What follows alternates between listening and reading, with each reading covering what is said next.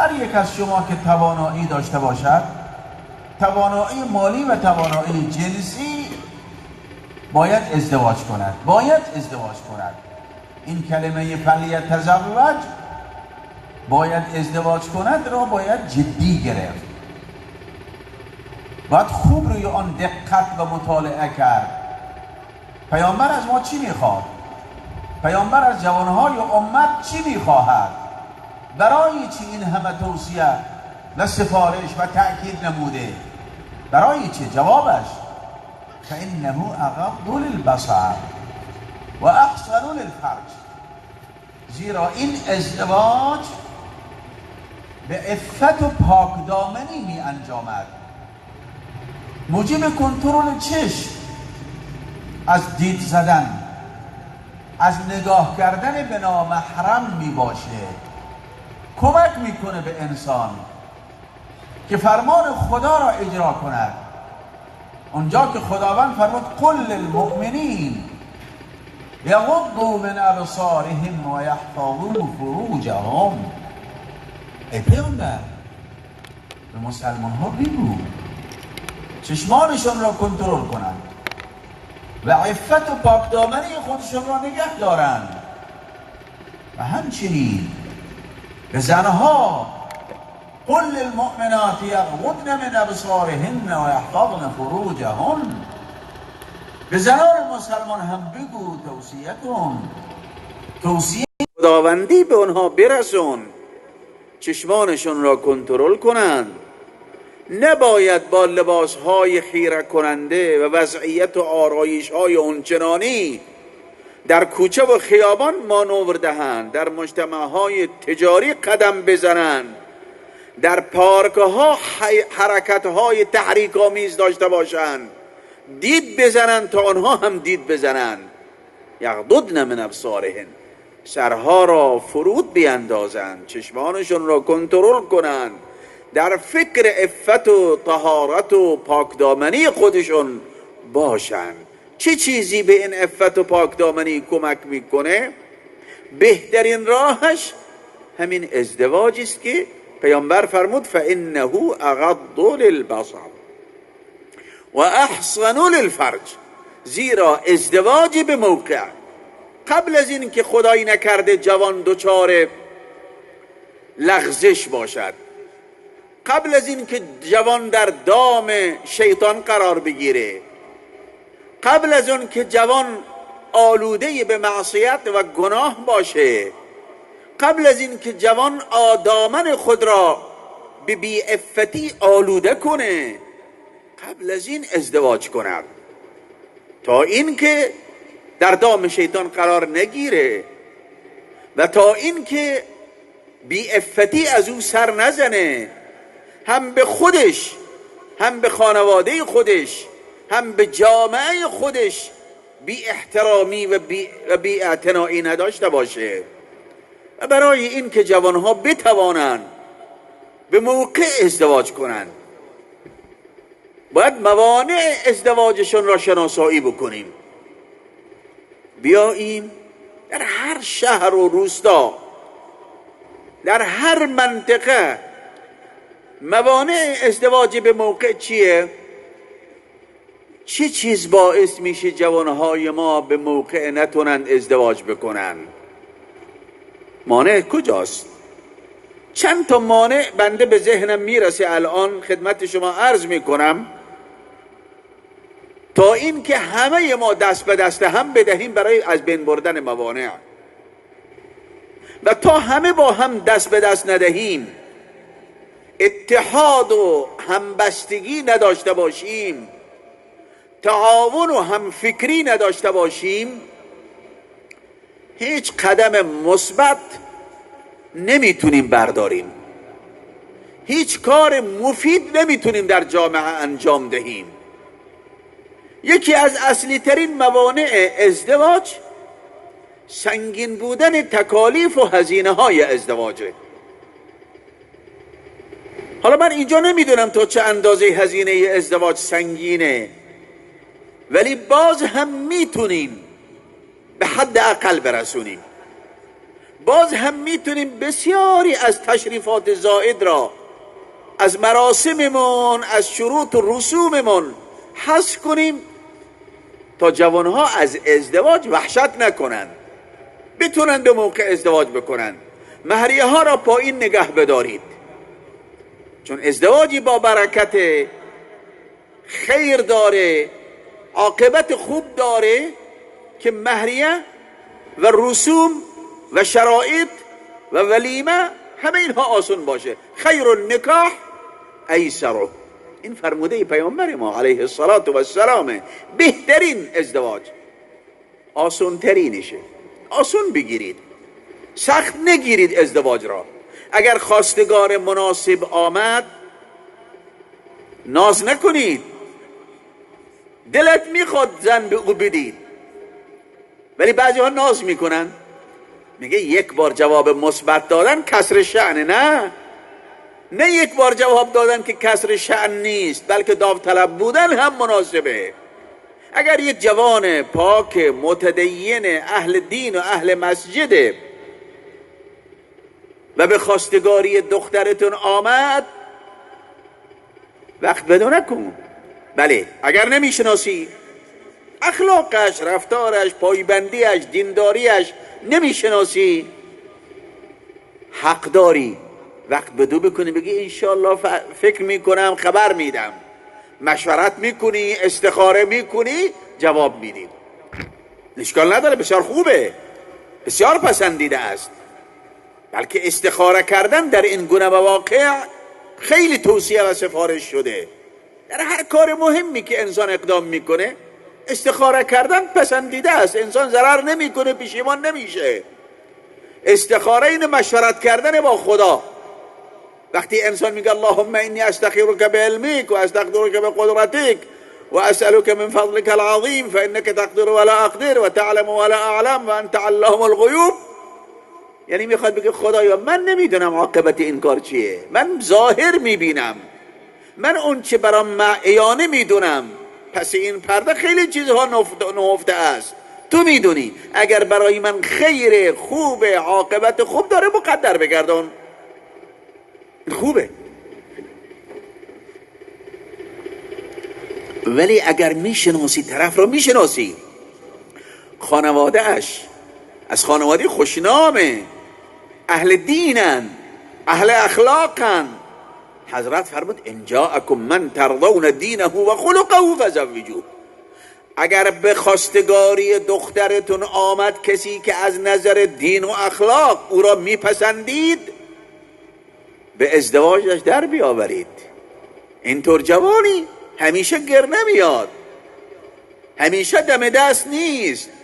یک فرصتی که به خانواده روی آورده، ناز نکنید، تأخیر نکنید، تعلل نکنید، بهانه نیاورید، خودتون سبک سنگین نکنید، موافقت بکنید. حبا و کرامه، خوش آمدی، مرحبا به هذا الزائر، به هذا الخاطب، خوش آمدی ای خواستگار.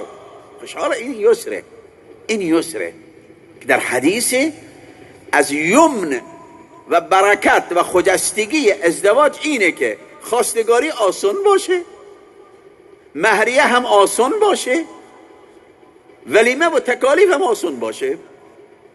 اینا آسان باشه، فشار بر گرده جوان ایجاد نکنه، کمر شکن نباشه. بعضی عروسی ها واقعا کمر شکنه، مهریه های سنگین، شرط و شروط های زیاد، نمیدونم طلا اینقدر باشه، لباس اینقدر باشه، پذیرایی این گونه باشه، همه اینها خلافه، نتیجه هم نداره. سعادت و خوشبختی دختر شما به اینها بستگی نداره. سعادت و خوشبختی دختر شما به یک انسان متدین و با اخلاق بستگی داره. حالا زندگی زیر درختم بکنن خوبه، زندگی در غارم داشته باشن خوبه، ولی اگر بیدین و بد اخلاق باشه، اگر انسان مغرور و متکبر باشه، اگر کاخ هم داشته باشه، آخرین ماشین های آخرین سیستم داشته باشه و غیر و غیر، آیا این سعادت و خوشبختی برای او ایجاد میکنه؟ هرگز. بپرسید از خانواده هایی که احساس خوشبختی دارن و خانواده هایی که دچار رنج و محنت و عذابن، نتیجه رنج و محنتشون چیست؟ و اونهایی که احساس خوشبختی دارند، خوشبختیشون نتیجه چیست؟ آیا نتیجه ساختمانه؟ نتیجه ماشینه؟ نتیجه پول و ثروته؟ یا نتیجه احترامه؟ نتیجه انسان داریه؟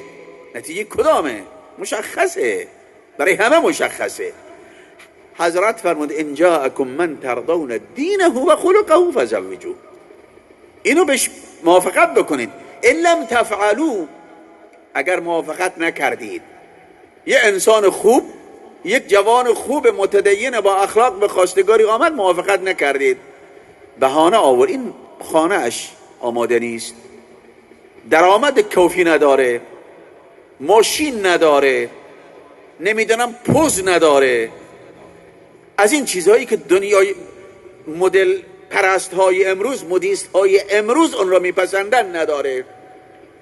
لم تفعلوا، اگر این کار انجام ندادید، پاسخ مثبت ندادید، تکن فتنه فی الارض و فساد عریض، در روی زمین فتنه ای به وجود میاد و فساد فراگیر. دختر وقتی سنش بالا میره، به قول معروف سرش بی کلاه میمونه، دیگر کسی نمیاد به سراغش، ممکنه شیطان فریبش بده. پسر هم وقتی سنش بالا بره، شما بهش زن ندادید، اون بهش زن نداد، به خاطری که خانه مجلل نداره، ماشین قیمتی نداره، درآمد اون چنانی نداره، شیطان در میان اونها وسوسه میکنه، شیطان جا باز میکنه برای فتنه انگیزی و برای گمراه کردن و لغزوندن. شیطان کارش همینه، دعوتش همینه، برنامهش همینه. برای خنثی کردن نقشه های شیطانی باید موانع را از میان بردار. این یک مانعی بود که عرض کردم، هزینه ها را به حد اقل برسونیم، تکالیف عرس و ازدواج را به حد اقل برسونیم. و اگر کسی خودش توانایی نداره، ما دست روی دست ننشینیم. همشهری ها، به خصوص خویشاوندان، همسایگان، کسانی که توانایی و استطاعت مالی دارن، باید به کمک اون جوان بشتابن، بپرسن. جوان در سن ازدواجه ولی ازدواج نمیکنه، جوان لایق، شایسته، مبرز، ولی ازدواج نمیکنه. این سوال رو باید در ذهن شما باشه، برای چه ازدواج نمیکنی؟ تو چه مشکلی داری؟ اگر مشکل مالی است، من حاضرم به تو کمک بکنم. بهترین خدمته، بهترین جهاد مالی است. فراموش نکنیم جهاد مالی در خیلی آیات قرآنی مقدم بر جهاد جانی آمده است، مقدم بر آن آمده است، در اینجاها معنا پیدا میکنه، در کمک کردن به یک جوانی که میخواد ازدواج بکنه و توانایی نداره. هر کس میتوانه از زکاتش، از صدقاتش، به عنوان قرض وام دادنش. دولت هم باید برای ازدواج جوانها وام قابل توجه و بدون بهره در اختیار جوانها بگذاره تا جوانها در سن مناسب ازدواج بکنن. مانع بزرگ همین مسائل مالی و تکالیف سنگینی است که بر گرده جوانهای ما قرار داره و سنگینی میکنه و آنها وحشت میکنن از ازدواج. بهانه های دیگری هم وجود داره، بهانه ادامه تحصیل، اشکال نداره، ازدواج که مانع ادامه تحصیل نمیشه.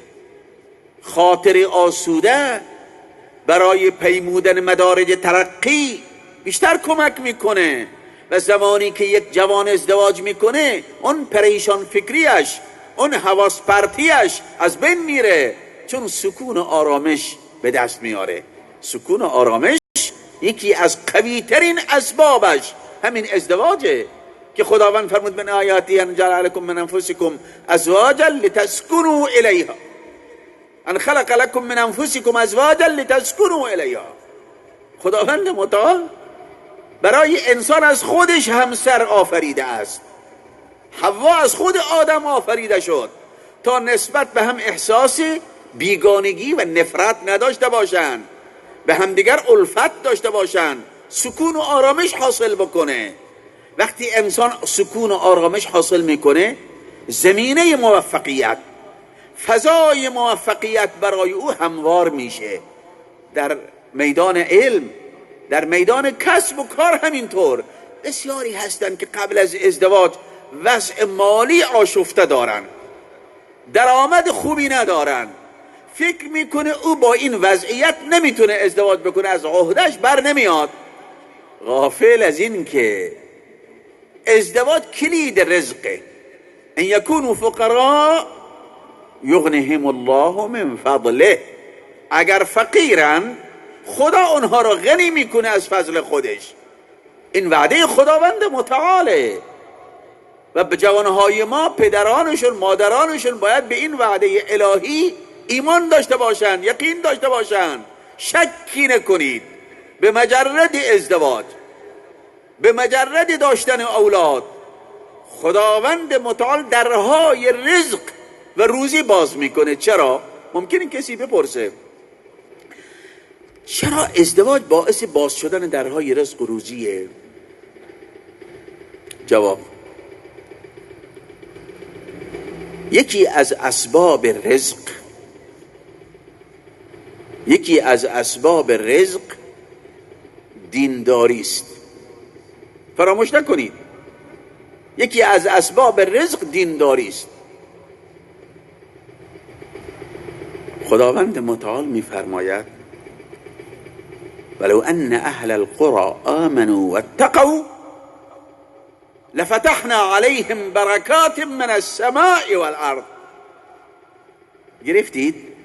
اگر اهل قریه و شهری ایمان و تقوا داشته باشند، الله میفرماید ما درهای برکت و رزق از آسمان و زمین بر اونها باز میکنیم.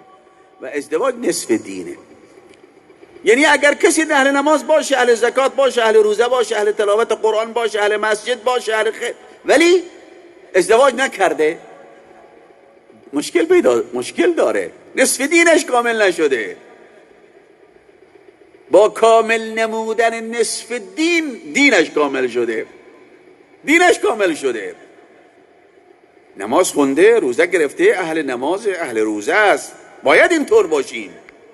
اگر جوانی میخواهد زندگی موفقیت آمیز داشته باشه، اگر جوانی میخواهد رزق و روزی فراوان داشته باشه، اگر جوان میخواهد خانواده خوب داشته باشه، فرزندان لایق و صالح داشته باشه، باید ایمان و عمل صالح داشته باشه. این یکی از مهمترین و قویترین اسباب موفقیت برای انسانه. لو ان اهل القرى آمنوا واتقوا لفتحنا عليهم بركات من السماء والارض من يتق الله يجعل له مخرجا ويرزقه من حيث لا يحتسب. هر که تقوای خدا داشته باشد، خداوند راه خروج برای او پیدا میکنه از سختی ها و رزق و روزیش از اونجا که فکر نمیکرد خدا میرسونه، به شرطی که تقوا باشه. جوان ما باید با تقوا باشه.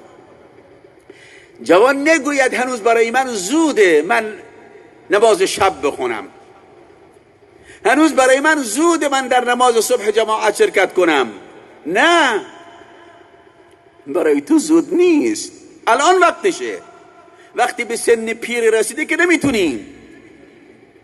نمیتونی شب بیداری داشته باشی، سحرخیزی داشته باشی، نمیتونی خدمت به خلق خدا داشته باشی. در جوانی پاک بودن شیوه پیغمبری است، ورنه هر گبری به پیری می شود پرهیزگار. جوانا راه طاعت امروز گیر، امروز که فردا جوانی نیاید زی پیر هر قدر آرزو بکنه نمیتونه دوباره برگرده به جوانی. لیت الشباب یعود یوما فاخبره بما فعل المشیب. شاعر میگه ای کاش جوانی برمیگشت و به او میگفتم که پیری با من چه ها کرد، پیری چه کرد با من. فاصبحت، به شاعر دیگه میگه فاصبحت کنتیا و اصبحت عاجنا و شر خصال المرء کنت و عاجن. میگه شدم، وقتی انسان به سن پیری میرسه، اصبحت کنتیا، شدم که من چنین بودم، من جوانی اینقدر پرش داشتم، اینقدر شنا میکردم، اینقدر غوص میکردم، اینقدر وزنه برمی داشتم. اصبحت کنتیا و اصبحت عاجنا، حالا عصا به دست گرفتم، عصادار شدم. میگه و شر خصال المرء کنت و عاجن. جوانان راه طاعت امروز گیر که فردا جوانی نیاید ز پیر. فراغ دلت هست و نیروی تن، فراغت داری، نیروی تن داری، قدرت بازو داری، انرژی داری. چون میدان فراخ است گویی بزن. حالا که خدا به تو این میدان داده، حالا تلاش بکن، فعالیت بکن، حالا فعالیت بکن. ازدواج به هنگام داشته باش. یکی از ما تخیلات، ترس ها، واهمه ها یکی از موانع ازدواجه. بعضی جوان ها از ازدواج وحشت دارن، خیلی وحشت دارن. میگن اگر ازدواج کردم فردا صاحب فرزند میشم. چند تا بچه، خرجشون از کجا؟ خونه میخواد، فلان میخواد. زن ممکنه فلان توقع داشته باشه، نه اینطور نیست. بسیاری از دختران امروز تحصیل کرده اند، با آداب معاشرت آشنایی دارند، الحمدلله میدونن قناعت پیشگی چه نتیجه خوب داره. باید اینطور باشه. من یک توصیه میکنم به زنان و دختران: قناعت، صرفه‌جویی، اقتصاد، پرهیز از اسراف، پایین آوردن توقعات بیجا نداشته باشید که جوانها وحشت بکنن. این یک تخیله برای جوانها پیش میاد. دخترها قناعت دارن، آرزو دارن شوهر خوب داشته باشن، باید آرزو داشته باشن، باید علاقمند باشن. و همین که خدا شوهر خوب نصیبشون کرد، مهریهشون حتی میبخشن. قرآن میگه فَإِن طِبْنَ لَكُمْ عَنْهُ نَفْسًا فَكُلُوهُ هَنِیئًا مَرِیئًا. اگر زنان از مهریه خودشون صرف نظر کردند و بخشیدند، بخورید که حلال و پاک و گوارای شماست. یکی از بزرگان میگه هیچ چیزی پاکتر و حلالتر از مهریه زنی که ببخشه به شوهرش نیست. ممکنه به درخواست پدر یا مادر شما مهریه پرداخت بکنید، طلا بدهید، طلا بخرید براش، ولی زن عاقل که به آینده خودش و آینده فرزندان خودش میاندیشه، میدونه که این خانه مال خودشه، زندگی مال خودشه، او دیگر شریک این زندگی است. موفقیت این خانواده، این مرد موفقیت اوست، شکست مرد شکست اوست، و لحاظا حاضر همه دار و ندار خودش برای سعادتشون، برای خوشبختیشون، برای ساختن خانهشون، برای خرید ماشینشون، برای تأمین نیازمندی هاشون تقدیم بکنه. میگه بفرما من حاضرم همکاری بکنم. حتی دختران عاقل و عاقبت اندیش و پدرانی که به مصلحت فرزندان خودشون می اندیشن، اگر وضع مالیشون خوبه، دامادشون مثل فرزندشون. هر کمکی که به او بکنن به فرزند خودشون کردن، به آینده اونها توجه کردن، و به چه عادت خوب و سنت پسندیده است. ما اگر به سنت گذشتگان خودمون نگاه بکنیم، این سخاوتمندی، این دست و دلبازی، این بخشندگی در زندگی نامه آنها وجود داشته است. همه آنها این گونه بودند. چرا امروز پدران و مادران از کمک کردن به دامادشون، به دخترشون دریغ می‌دارند و کوتاهی دارند؟ چون به عاقبت کار نمی اندیشیم. اشتباه میکنن اگر بگوین ما خیرخواه دخترمون هستیم. این خیرخواهی نیست، این دلسوزی نیست. اینها کمک بکنن تا در زندگی با مشکل روبرو نشوند. مشکل اقتصادی امروز غیر قابل انکاره. همه خانواده ها به نوعی با مشکل اقتصادی روبرو هستند. شغل مناسب نیست، جوان تحصیل کرده شغل مناسب نداره، استعداد و توانایی خیلی کارها داره، امانت داره، پاک دسته، ولی از او استقبال نمیشه، حمایت نمیشه. آیا این جوان چون مورد حمایت قرار نمیگیره باید بدون همسر باقی بمانه؟ که دختران سنشون بالا بره و هیچ خواستگاری به طرفشون نیاد؟ این گناه بزرگه، این اشتباه عظیمه، این ندامت و پشیمانی در پی داره. تقوای خدا اقتضا میکنه که همه ما برای این که جوانهای ما، پسران ما، دختران ما بدون همسر باقی نمونن، هر نوع کمکی که از دست ما ساخته میشه نسبت به آنها کوتاهی و دریغ نداشته باشیم. و یک نکته دیگری که میخوام اینجا عرض کنم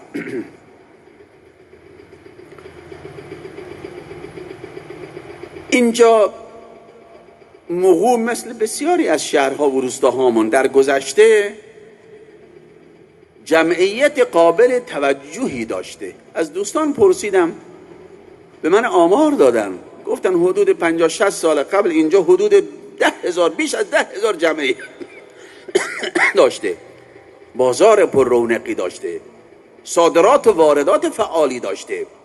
همه این رونق ها نتیجه جمعیت بوده. جمعیت وقتی رشد بکنه در اونجا کار خیلی به وجود میاد، بازار کار داغ میشه، نه فقط برای جوانهای اینجا بلکه میدانی برای حضور جوانهای دیگر از جاهای دیگر هم خواهد بود. همونطور که مردم کوچ میکنن به شهرهای بزرگ. چرا به شهرهای بزرگ میروند؟ با اینکه هزینه زندگی در شهرهای بزرگ بیشتره. مثلا تهران هزینه زندگی به مراتب از مراکز استانها بالاتره، ولی یک شهر مهاجر پذیره. از هر جای کشور میبینی کسی که کار نداره، شغل نداره، بارو بند میبنده میرم تهران، شاید شغلی به دست بیارم.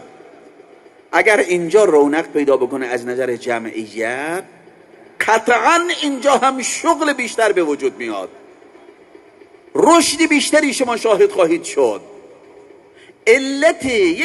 یکی از علتهای عقب ماندگی روستاهامون در این خطه ساحلی کمبود جمعیته و این کمبود جمعیت به 2 علت برمیگرده. یکی مهاجرت. در ابتدای انقلاب عده زیادی از همین مغو و روستاها و حسینه و جاهای دیگر هجرت کردند، بستان هجرت کردند، بخش چیبکو خالی کردند. بعضی روستاها 100% تخلیه شد، رفتن به اون طرف. الحمدلله اونایی که اونجا هستن به خیر شدن، خودشون، فرزندانشون تحصیل خوب داشتن، پست خوب به دست آوردن، قابل اعتماد هستن، محل اعتماد بودن، سمتهای خوب به اونها دادن. تشکر میکنیم از اونهایی که به اونها پست و مقام دادن و اونها هم قطعا به فکر همشهریای خودشون در اینجا هستن. میدونیم، اطلاع داریم همه کسانی که اون طرف آب رفتن دلبستگی به شهرهای خودشون دارن، احسانشون، زکواتشون، صدقاتشون، کمکهاشون به اینجاها میفرستن. ولی اگر خود اینجا رشد بکنه از نظر جمعیت، شاید احتیاج پیدا نکنید که دستتون به جای دیگر دراز بکنیم، احتیاج پیدا نمی کنیم. علت دوم افت جمعیت این کنترل ظالمانه است. کنترل جمعیت بر ما تحمیل کردن، بر مسلمان ها تحمیل کردن. نقشه دشمنان اسلام توسط مسلمان ها اجرا میشه. امروز خودشون در غرب و در شرق نگاه میکنیم، برای زاد و ولد جایزه در نظر گرفتن. در سوئیس در یک از روزنامه ها خوندم، برای هر فرزندی که به دنیا بیاد اینقدر دلار بهش میدن، به خانواده میدن. ولی مسلمان ها هنوز دوچار اون افکار باطلن که اگر فرزند کمتر زندگی بهتر. غلط کرده، هر کسی گفته بیخود کرده. فرزند خوب هرچی بیشتر زندگی بهتر، هرچی بیشتر زندگی بهتر بشه، که خوب باشه. درس بخونه، متدین باشه، تنبل نباشه، سست نباشه، زندگی بهتره. در یک خانواده 10 تا باشه، بچه‌های خوب، پسر دختر خوب، این سوغات خداست، سوغات خداست. پیامبران الهی آرزو داشتن. حضرت زکریای نبی علیه السلام یکی از دعاها و التجاهاش به درگاه خدا داشتن فرزند، رب لا تذرنی فردا و انت خیر الوارثین. حضرت ابراهیم نبی علیه السلام در سن پیری دعا میکرد رب هب لی من الصالحین، هب لی من لدنک ذریة طیبه، خدایا به من فرزند پاک و خوب عطا بکن. و وقتی خداوند متعال به اونها فرزند داد، الحمدلله، شکر خدا، الحمدلله الذی وهب لی علی الکبر اسماعیل و اسحاق، شکر خدا که در سن پیری خدا به من 2 تا پسر خوب داد، اسماعیل و اسحاق داد. و خداوند فرمود بله، میگه به اون زکریا هبنا له یحیی لم نجعل له من قبل سمیا، ما یحیی به او دادیم، به زکریا بخشیدیم به او. این هدیه است، فرزند هدیه خداوندیه. این هدایایی که از جانب خدا میاد هر چه زیاد باشه کمه، زیادیش هم کمه. به 1-2 تا بسنده نکنید، به 1-2 تا بسنده نکنید. این نقشه دشمنان اسلامه. زنها هم اگر تنبل شدن خدا راه دیگر باز کرده، راه دیگر باز کرده. فانکحوا ما طاب لكم من النساء مثنى و ثلاث و رباع. همه ماشاءالله استقبال میکنن، حتی حاج حسن. ولی فإن خفتم کار دستشون داده، فإن خفتم کار دستشون داده. به هر حال ما دوست داریم در این روستاهایمون که الحمدلله مردم و مردان و زنان و خوب، پسران و دختران و خوب داره، با رشد جمعیت که موجب مباهات پیامبر خدا علیه السلام روز قیامت میشه. هرچه جمعیت مسلمان، جمعیت شهادتین گو در بین جوامع اضافه بشه، حضرت فرمود فانی مکاثر بکم الامم، من در برابر امتها به وجود شما افتخار میکنم. پیامبر ما خوشنود میشه از این که جمعیت نمازخون در بین ما زیاد بشه. بنابراین جوانها هم به موقع ازدواج بکنن، فضا برای ازدواج فراهم بکنیم، هم از اون کنترل جمعیتی که قبلا داشتید دست بکشید. با توکل بر خدا باور کنید که خداوند متعال فرمود نحن نرزقکم و ایاهم، رزق شما و اونها بر ماست، بر خداست، بر خداست. نترسید، ترس نکنید. ولا تقتلوا اولادکم خشیت املاق، از ترس تنگ دستی و فقر فرزندانتون از بین نبرید. این کنترل نوعی قتله، نوعی کشتنه.